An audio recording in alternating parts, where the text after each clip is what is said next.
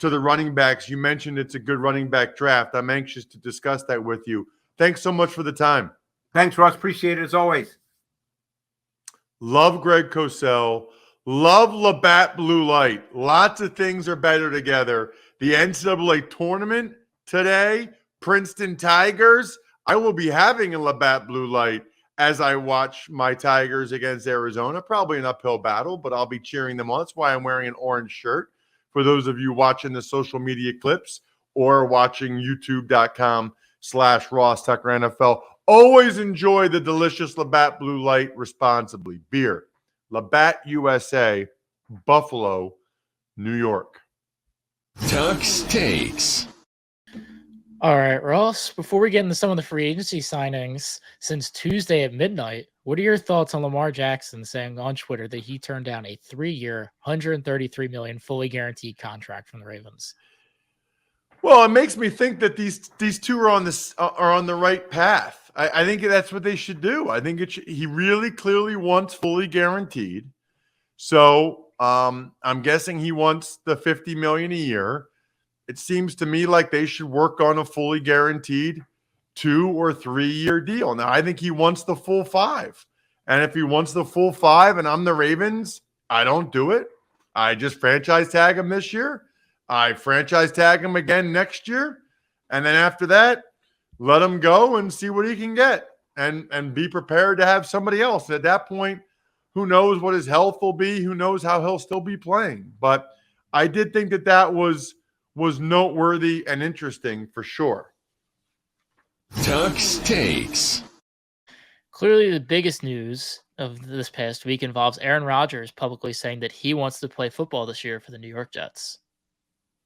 Well, first of all, the Jets are to blame for this in the sense that they should have negotiated the terms of the trade with the Packers before Rodgers ever said he definitely wanted to play, which he says was on Friday. They should have had that negotiated ahead of time and not gotten themselves in this position. Secondly, I do think it's a little bit funny that all of the talk about Aaron Rodgers as a drama queen and a diva and whatever, well, now that the Packers are more or less holding up the deal by, in my opinion, asking for too much. Schefter said 2-1. You got to be kidding me. And they referenced Matthew Stafford. Matthew Stafford was way younger. His contract was way less money at the time.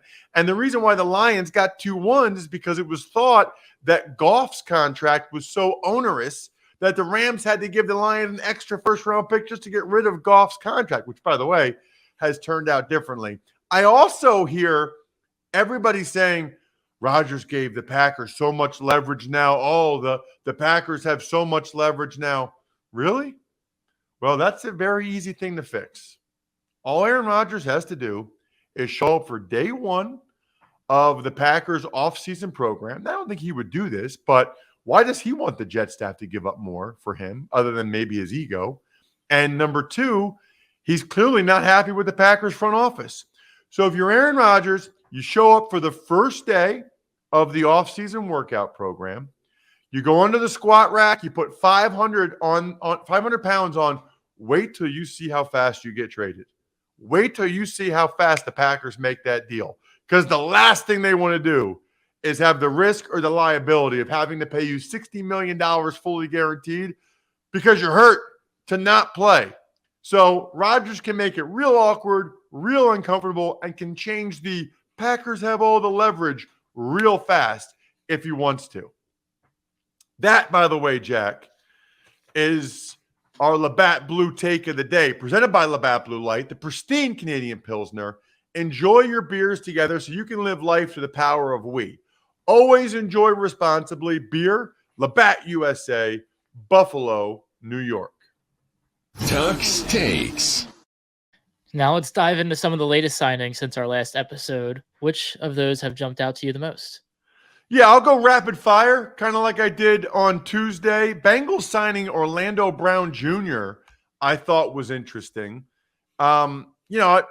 He says he really wants to play left tackle. That's really, really important to him.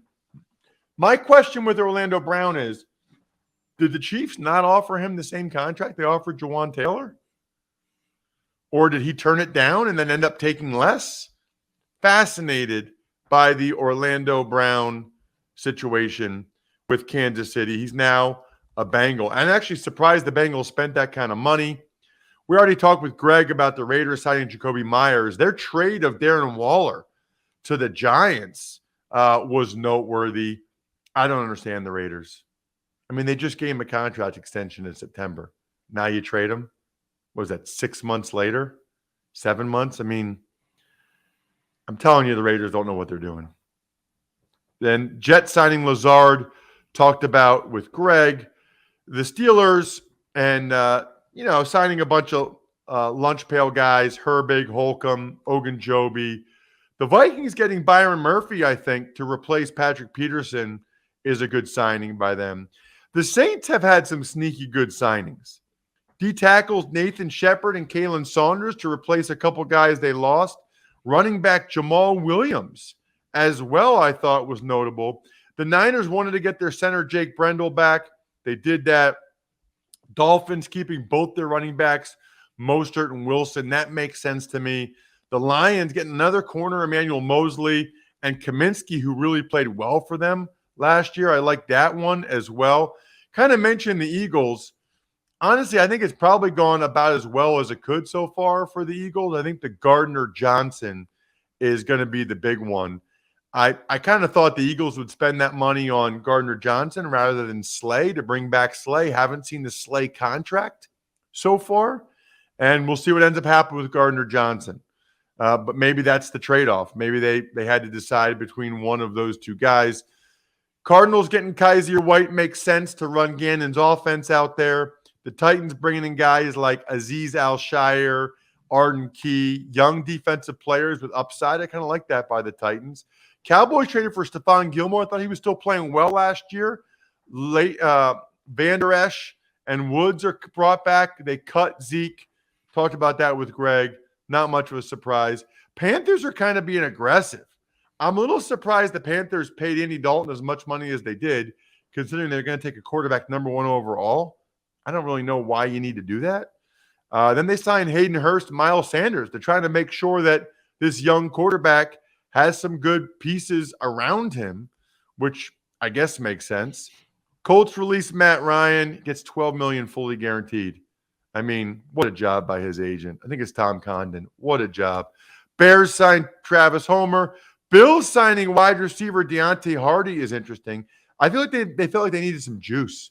They needed some speed. We mentioned the Patriots getting Juju. They also signed Riley Reif. The Bucs bringing in Baker Mayfield as their quarterback. We touched on the Commanders bringing in Brissett as their quarterback to compete. The Bills bringing back Jordan Poyer is huge. Absolutely huge for them. That's significant, without any question, that they were able to bring him back. And then the Texans bringing in Sheldon Rankins is a guy they needed to do as well, because they needed to try to bulk up that D-line a little bit. I'm a little surprised he got that much money, but I still understand why they wanted to do it.